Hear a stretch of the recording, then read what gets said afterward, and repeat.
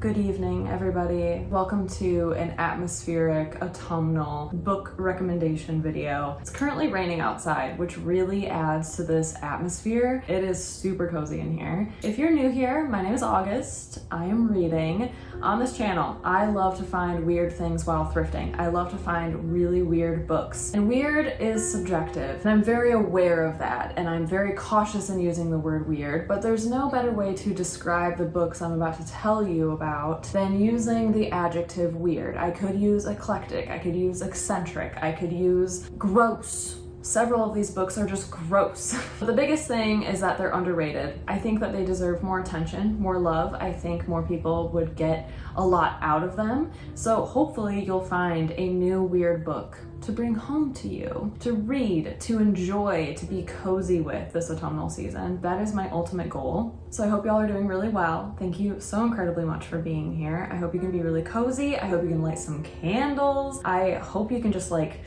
get in the mood for this gothic, dark, atmospheric season that we're in right now. And if you are not new here, if you have been here for a while, you might recognize a lot of these books if you've been here for a hot minute. Because these are books that deserve a lot of love, and I've talked about them before. Maybe I've talked about them in vlogs, maybe in other book recommendation videos, so you might see some familiar faces, but they are deserving of love. They are deserving of being seen and talked about, and I thought it would just be really fun to make a very dedicated video on tiny weird books. Specifically for autumnal season, could be read anytime, underrated gems. So let's hop into it. The first book is a book that deserves so much more praise, so much more attention. I believe I read this back in 2021, 2022, somewhere in there, and it became a new favorite, and that is Lacrimore by SJ Costello. This is a gothic old mansion on an island, tumultuous seas, mysterious sea creatures, a rundown house with books absolutely everywhere, scholars, a spiritual medium, old rooms, crooked floors, creaky staircases,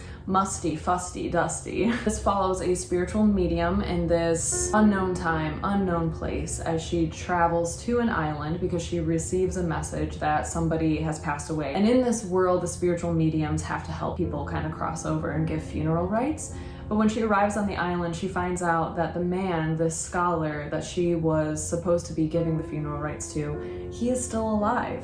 So they're all wondering, why is she here? In the meantime, she'll just stay on the island, it's fine. This is written with so much atmosphere. Foggy, gloomy, dark, brooding, moody, philosophical chats about legacy and what it means to be alive and to leave things behind, to focus on intellectualism and research and concrete logic and facts versus the spiritual medium who is in feelings and emotions and creativity and connecting with other worlds.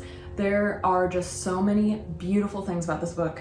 I could go on forever, but it has been a while since I've read it, hence why I want to reread it. But this is just dark, gothic, fantasy-ish elements, like this magical realism, but it's not steeped in a whole different world. You don't have to learn a whole new magic system or anything like that. Very short, absolutely gorgeous. The writing style is stupendous. It is magically suspenseful and sad, very humanizing and beautiful, and so eloquently written in a way that is accessible but still so poetic and gorgeous.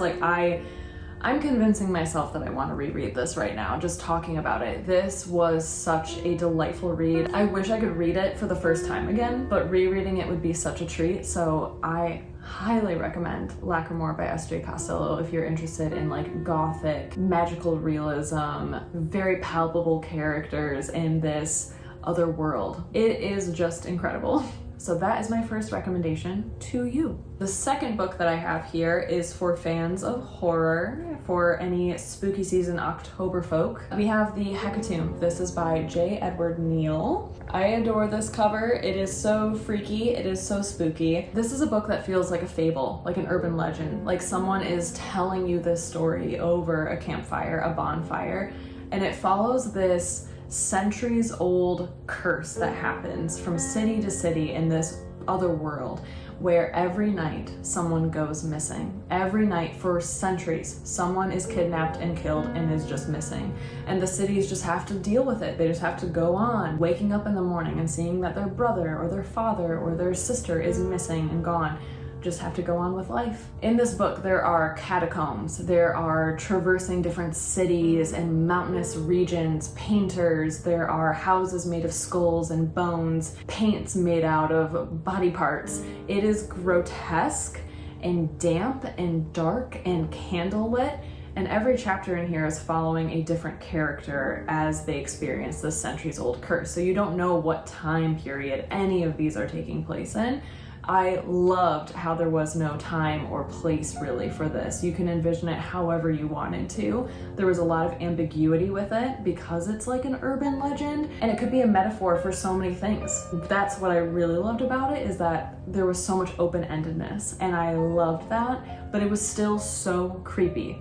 The pitter-patter of like bones on like Byzantine floors, like ooh, ooh, ooh, it's just really good. I really love this. So heebie-jeebie, so tiny, so accessible, so fun.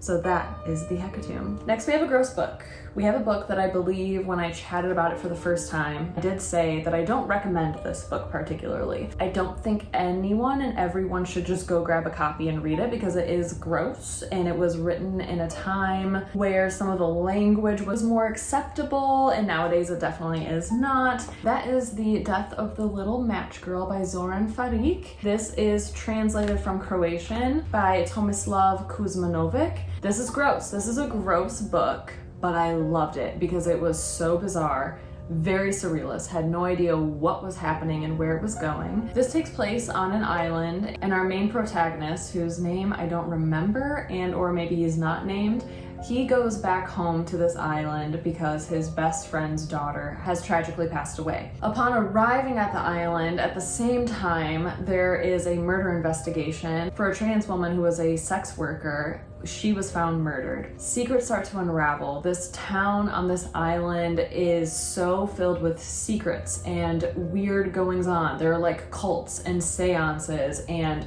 monks and priests, and the church is hiding a lot of things. It was originally published in 2002. The translation was 2007. This is just a weird book. I don't really know how to explain it. There are so many things happening here. There are demonic possessions, really creepy things, like the back of the book reads, "Are you a woman or a man?" The strapped woman began laughing viciously. "Guess," she said, "Jesus' milk on you. Foul deeds, you blank of a syphilitic child." She kept laughing. More blood came from her mouth. "Have you done what you say you did?" "Yes, against God, our Savior, and his mother, the Blessed Virgin. Shove God up your blank, you blank of a blank." This book teeters between like almost being satirical and then just being like outright gross and weird, and it's just bizarre. This is probably one of the weirdest books I've ever read just because it's just kind of all over the place. A lot of weird things. It just kind of feels like a dirty book, you know? It's a book you read and then you immediately want to go take a bath and like a shower, and you just kind of want to scrub your skin a little bit. That is The Death of the Little Match Girl. So if you're into weird books, highly recommend. Next, we have The Perfect Place by Sheila Kohler. This is a very underrated book that was originally published in the 90s, I believe. Copyright 1987, published 1990. I had a field day with annotating this one. This book, while I feel like most of the atmosphere could be read in like a hot summer day, the overall feeling of this book is definitely very autumnal, at least to me. It is the slowest unraveling possible, I feel like, for a short book of a murder mystery. We are following a woman who is a recluse. She has no friends, she has no family, she likes to be alone. She is currently traveling throughout Switzerland and the mountains and Sweden and staying at different resorts, and then she's approached by a man at the hotel who says he knows who she is. He recognizes her, and through that is this unraveling of her internal world where she is getting flashbacks to her childhood, things that she has completely repressed, all of these memories that she has either chosen to forget or has just honestly forgotten about it. She's forgotten the trauma to keep herself safe. We're not sure, but she's such an apathetic character. There's so many gorgeous descriptions of the environment and atmosphere in this book, but it is also so internal. We're getting the inner workings of this woman's mind and how much she hates people, how much she hates society, what a horrible childhood she had growing up, what happened to her best friend while she was in all-girls boarding school growing up, what are the things that she's now remembering, how easily memory can be warped, how you can convince yourself of reality, how you can forget reality. It is just so exquisitely, masterfully done, masterfully told, so wildly underrated, especially with the atmospheres of like the hotels and boarding schools. It's so lush and vivid, and then the descriptions of this character, like she is a very morally gray character. She has characteristics that could definitely come across as being very rude and very blunt and short, but I just loved her. She's probably one of my favorite characters that I've read so far this year, I think, just because she is so opinionated, but also very quiet. There's a shyness to her, and oh, I just love this book. Absolutely love this book. I would love to reread this one again eventually as well. But if you're in the mood for just like a very atmospheric, psychological, not quite suspense, not quite murder mystery, literary fiction hybrid, this is definitely for you. So that is the perfect place. I feel like I want to preface all of these by saying like, oh, and this is a weird book, but literally all of these are weird in some way, shape, or form. This is a very different book and I loved it, and maybe it's because I read it in November last year that it just really sticks out to me in my brain when I think of autumn now. But that is Interviewing Matisse, or The Woman Who Died Standing Up, which is by Lily Tuck. This is a novel that is told entirely in dialogue between two women who call each other in the middle of the night because one of their best friends is found dead, standing up. The conversations are so stream of consciousness, and you forget that they're having a conversation. Sometimes one of the characters will talk for pages on end, and you're gathering backstory, you're gathering clues as to who these women are, what their lives are like. One of them lives in France, and so she's talking about like her new husband and their relationship and her son and where they go out to eat, museums and artworks. They're very much in the intellectual art world, and I personally am just a huge fan of those types of descriptions, those like monotonous, ordinary, everyday moments of life, but then add in this sprinkle of romanticism because they are going to these museums and going to bakeries and fancy restaurants and drinking wine and having conversations. But you're finding all this out through their dialogue, and you're also understanding their relationship with each other as they are talking with each other over the phone. They're learning more about their friend who passed away and how suspicious it was, how weird it was, but through this, hours-long conversation on the phone. It is so different and unique and very memorable for me because it was just so fun to read. Like, this is a book that you could listen to. I don't know if there is an audiobook version of it because it is very underrated. I feel like this is a book I would have loved to read all in one sitting, just drinking wine on like a Parisian cafe at night. Like, that's just kind of what it feels like. It's just very unique and very different, and it's just great. I just really like it, and it reminds me of November now. So if you're in the mood for a quirky, dialogue only, lots of mundane, ordinary life things, and understanding more of psychological relationships between people, a lot of interpersonal connections, highly recommend Interviewing Matisse, or The Woman Who Died Standing Up. Up next, we have The Crab Nebula by Éric Chevillard. This is translated from French by Jordan Stump and Eleanor Harden. The Crab Nebula follows our main protagonist named Crab, who is this very evasive, ever-changing character, entity, being, philosophical ideas of a man. His appearance is always changing. Every chapter is like a little vignette of who Crab is and what he represents and what he looks like, and it is ever changing. We're getting a lot of facts in here that contradict each other and negate each other. This is weirdly philosophical. Crab is ungraspable, not evasive or deceptive, but blurry, as if his congenital myopia had little by little clouded his contours. This is all about contradictions, philosophy, what it's like to be a human in society and not understand societal rules, feeling like an outsider, not really belonging, taking things literally. It is so weird and interesting, and I love Crabbe with my whole heart and my whole being. He is all of these different philosophies intertwined into one person, someone who overthinks, someone who takes things very literally and doesn't understand, like, why do humans walk on their feet? It doesn't seem to even make sense. I don't know how to explain this book. It is very odd and quirky and eccentric and very deeply moving and thought-provoking, and also very silly, very tongue-in-cheek, very satirical, making fun of these like fundamentalist human ideas and notions. The writing is absolutely exquisite. The translation is exquisite. It's just a whole experience. I wouldn't recommend reading it in like one sitting cover to cover just because it is so vague and weird. I would recommend taking your time with it and just like thoughtfully marinate in it, let it absorb. I think it'd be really hard for me to recommend this book unless I know someone specifically and I know them very well. Then I'd be like, oh, you should read The Crabbe Nebula. Like, I have one friend in particular that I'm like, oh, he would love this book. These are all topics that he and I have talked about, you know, so I wouldn't broadly recommend this book. But if it sounds interesting, if any of that sounded interesting to you, then I highly recommend it because it is, again, underrated. This was originally published in 1993, the translation 1997. So that is The Crabbe Nebula. Very tiny, very thought-provoking, weird little book. Okay, to lighten things up a bit, I have here Snapdragon by Kat Leyh. This is a graphic novel that follows this young girl named Snapdragon as she befriends the neighborhood witch. It is the neighbor that everyone is scared of. Everyone is terrified of the witch and thinks awful, awful things about her. But Snapdragon befriends her and finds out what this witch's secret powers really are and what she really does and how she helps the community. And this is just like so much queer joy, queer love, Halloween references at the very end of this book. It takes place on Halloween. There are spooky spirits. It's gorgeously illustrated, lots of colors.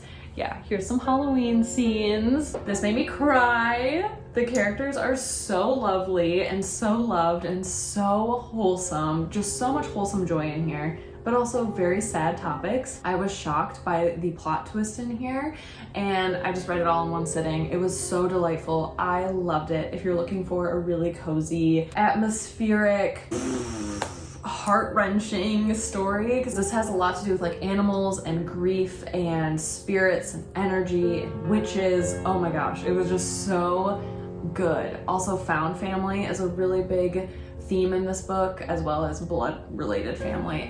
It's just really, really delightful if you want like a cozy graphic novel, if you want to lighten the mood a little bit and maybe shed a tear. It was great. It was great. We love Snapdragon. Okay, my friends, I only have 4 more books here. We're doing great on time. I love this. Up next is an author that you have probably heard of, but I'm curious how many people have read or heard of this book. That is The Strange Library by Haruki Murakami. This is a very interesting pop-up illustrated book. You read it as such. You like lift the flap, you gotta unfold it. And read it this way, and it is mixed media. There are drawings and photos and illustrations in here. This is a really freaky book. It's been a while since I've read it, but I remember actually being creeped out by this. That feeling of like being chased, even when you're reading a book, is unparalleled. Scary. This follows a lonely boy, a mysterious girl, and a tormented sheep man, and they are trying to escape from this nightmarish library. So if you don't like reading about being chased, about being like locked in a dark, dark room, don't recommend this one. It is very weird because it's Murakami, of course, but like the sheep man had his world, I have mine, and you have yours too, am I right? That you are. And the dialogue is in like different colors. It's very experimental, very different, and I love that. And it was so fast and easy to read. You could probably read this in one sitting. And I just absolutely love the mixed media aspects in here. Like, this is just stunning. It's absolutely gorgeous. But I love that it takes place in a library, like a haunted, creepy, dark, ominous library, like hidden rooms and hidden bookshelves. Yeah, I don't really know how else to explain it because it's been a while since I've read it, but I haven't heard anyone else talk about this book, so I'm curious if it's on many people's radar. If you can find a physical copy, that is just really cool because I think it's just a very creative design. So that is The Strange Library. Next, we have a book that I've talked about so many times on this channel. And I feel like I should reread it because I've been recommending it so much, but it's also been since like 2018 since I've read it. But that is Anna Historic by Daphne Marlatt. This is such an underrated book. I found this when I was traveling in Vancouver, and it's an author from Vancouver. So I don't know how far her reach hit, but this is a fabulous book with weird writing in the sense that there are no like uppercase letters. The punctuation is all over the place. There's a lot of run-on sentences. Beautiful, beautiful writing. Oh gosh, it's just so gorgeous. It is written in almost this like vignette style, but it follows this modern day woman, finds an old photo in like the old town history archives of another woman, but there's no information about the photograph of the woman. So our main character kind of falls into this like weird obsession with creating a backstory for the woman in the photo from the archives. And we're bouncing between the modern day woman and the archival woman, this fake story that's made up, and it's in these like little chunky vignettes basically. And it is so beautifully written. The language in here is so delectable, so gorgeous, very synesthetic and visceral and playful in the, like, it's just very poetic and creative, and there's so much expression through it. I just love this writing style so much that I need more of it in my life. You tried valiantly, and for quite a long while, those mauve blue stones removed from the choker you were part of, sewn onto blue velvet, a ribbon, still a choker, but soft, and soft your throat under it as I tied it for you, the dark blue of the velvet and the milky blue of the stones, catching light from the two pink lamps, twinned and magnified in the mirror you were lost in, that hollow glance, that dark reflection of yourself, seated at your dressing table in a cloud of daughters, dazzled by the artistry of makeup, fragrance, the fractured light of jewels. Like, are you kidding me? That is my dream writing style. Like, I loved this book so much. I absolutely adore it. If you want a very atmospheric book that really doesn't have much of a plot, it's more of like a character study and a word study. This is so much just about language and putting narrative and story to long forgotten things. I just feel like it's very atmospheric. I read it in October. I like traveled to the Pacific Northwest in October. This is fall to me, and it's just so beautiful if you want this historic feeling. So that's Anna Historic. Okay, my friends, the last two books here definitely have more of like a folklore, folktale kind of vibe. The first is The Swallowed Man by Edward Carey. This is a retelling of Pinocchio, and it is written from Geppetto in the belly of the whale. So he is currently inside the whale, in like the ribs, and he's sloshing around in this boat, this creaky old boat, writing by candlelight the horror story that is Pinocchio. This is scary. I don't know how to explain it, but it was so scary to read because Pinocchio is actually this like bro, the illustrations, I forgot about the illustrations. Dude, oh my gosh. Pinocchio is this horror child who wants autonomy and decision making so bad that he like disobeys Geppetto and is running amok and is just horrible. And poor Geppetto is like in this darkness, this like wet whale belly, and like, ew, I don't know how to explain it. I just really love the like historical elements, this fantasy-esque dark, stormy seas and fog and small towns and creepy, creepy characters. This like old historic Victorian pirate gothic atmosphere. I don't know, would you classify that as like sea shanty vibes? I'm not sure. Yeah, I really love this retelling. I'm not one for like fairy tale retellings, but this is just so creepy and eerie and weird, and if you read it by candlelight, oh, it's gonna be so spooky. So that is The Swallowed Man. And then lastly, my friends, we have the shortest book here, the shortest book that I've read in a while, and that is the gorgeous The Snow Goose by Paul Gallico. I have this gorgeous vintage edition, very, very small.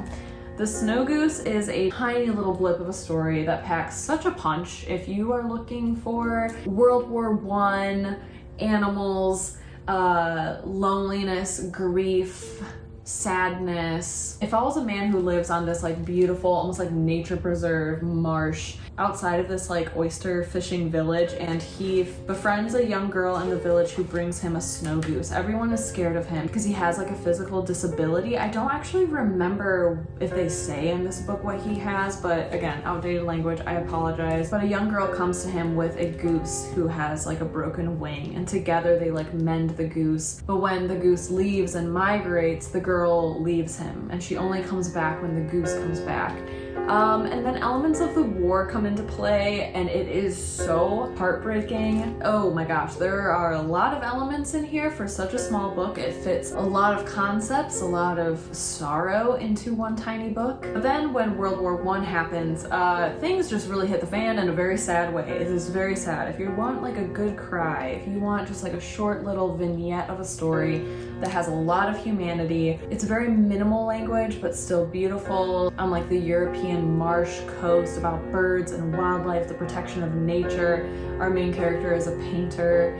The atmosphere is just absolutely stunning. So that is the Snow Goose. So there we have it, my friends. Those are my weird, tiny, underrated gem book recommendations for this autumn. I hope in this stack you can find one book that kind of piques your interest, but again, they are all very different. So many different characters, so many different storylines and plots and places to read from, a lot of translated work. I hope you can find something that might be interesting to you this autumnal season to either be cozy with or to be scared by or to cry with, who knows. But thank you all so incredibly much for being here. I so appreciate it. If you want to leave a comment but you don't know what to say, please feel free to let us know what book you are looking forward to reading the most this autumn season. If you don't want to type anything out, please feel free to leave some emojis that represent the cover of that book that you're most excited to read. So for the Snow Goose, I would definitely do maybe like a brown heart emoji, and then like a lot of birds and maybe a feather emoji. Yeah, just make it really fun. I so look forward to seeing all of your comments, and I love seeing all of the emojis together. So thank you so incredibly much again, friends. I appreciate it so much, and I will see you all again very soon for my next video. Until then, stay cozy, my friends. Bye!